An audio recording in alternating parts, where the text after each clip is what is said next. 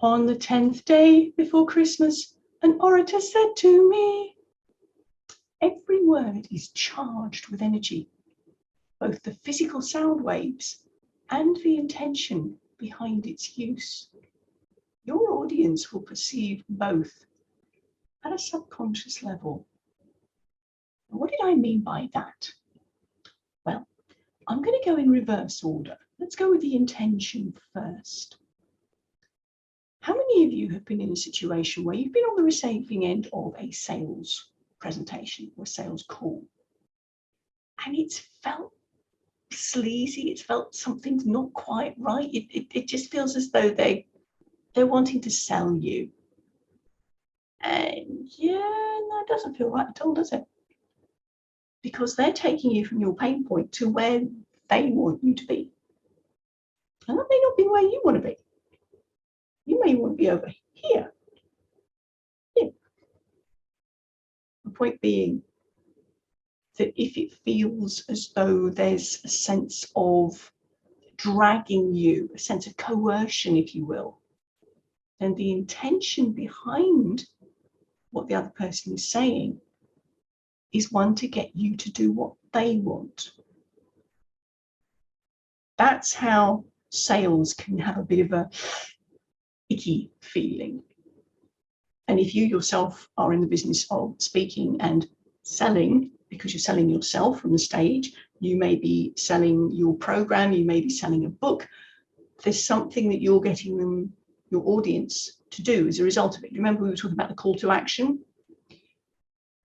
If you are taking people from where they are now and they don't want to be there to where you know they want to be, you've done your research. You know the language that they're using to explain this, ouch, I don't like being here, and whoa, I really want to be here. You know the language that they're using, and you are using that in your preparation, in your presentation. Because when you speak the language of the other person, you're inside their head, wow, your rapport just goes through the roof. Your knowability, likability, trustability, and therefore credibility have suddenly gone. Now, when you tell them how to get from don't like this to yee, this is where I want to go, and it is going through you being the bridge, you being the conduit of getting from the ouch to the yay, suddenly it doesn't feel as though there's any problem there. There might be slight resistance because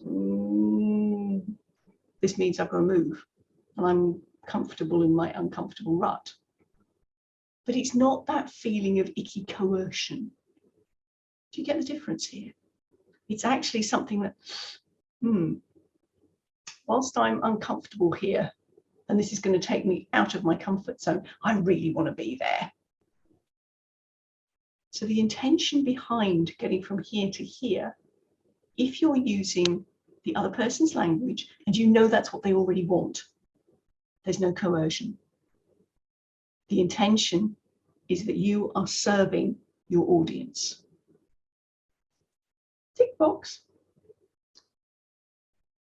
If you know where the audience is, you know where you want them to go, and it's not necessarily where they want to go, that's where you get the intention, the feeling of ick, the feeling of coercion, and that's where you get major resistance coming up.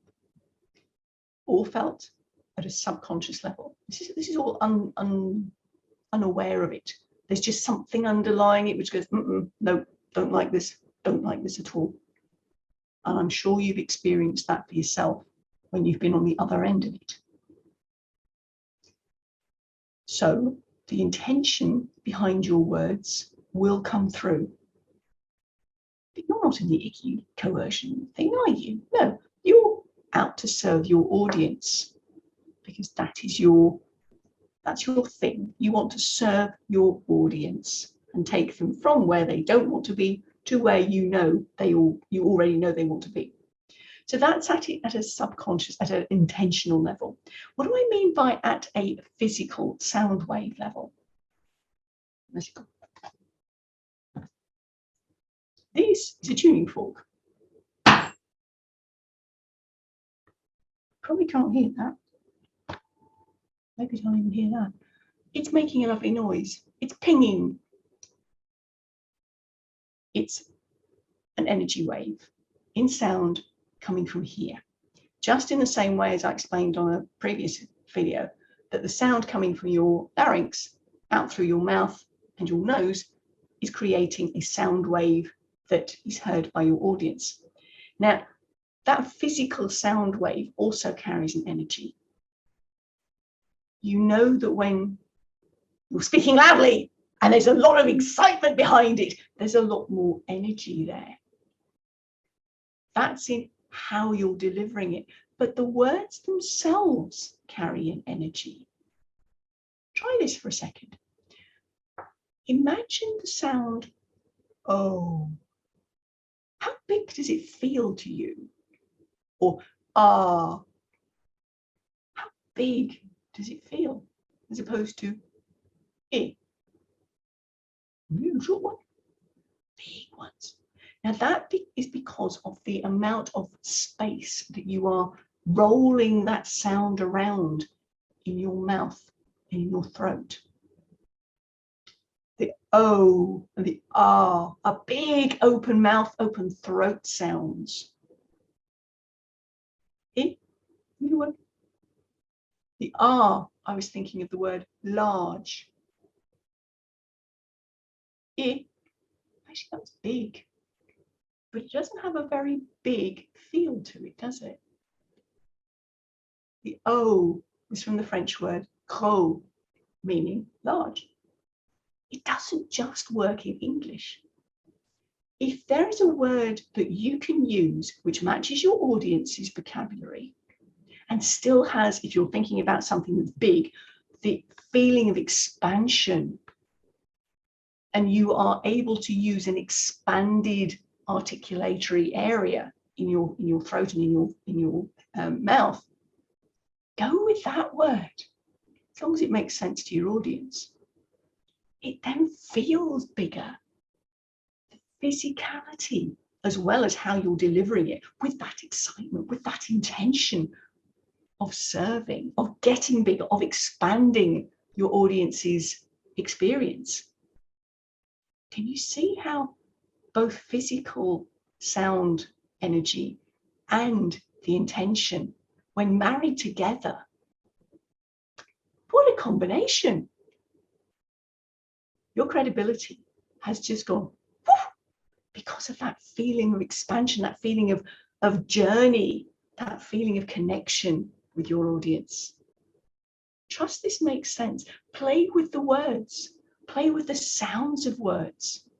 Experiment with your lovely articulators. You've got a big, wide mouth, nice big throat. The nasal sounds, there's not much resonance there in terms of being able to get an expanded sound. So you're looking at the oral sounds, particularly the vowel sounds. Play with it. Have some fun. Let me know how you get on. This is going to be a fun session. Think about the physicality and also the intention that you're bringing to this presentation. Let me know how you feel with this one. It's such a good fun session. Bye for now.